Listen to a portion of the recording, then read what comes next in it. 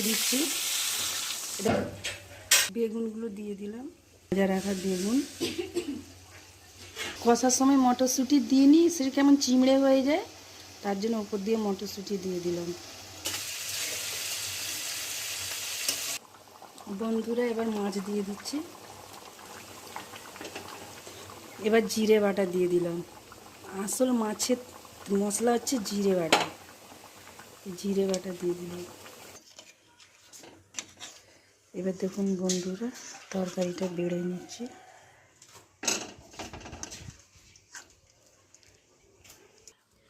এ দেখুন বন্ধুরা, গাজর, বেগুন, কাঁচা টমেটো, মটরশুঁটি সব কি সুন্দর হয়েছে দেখুন।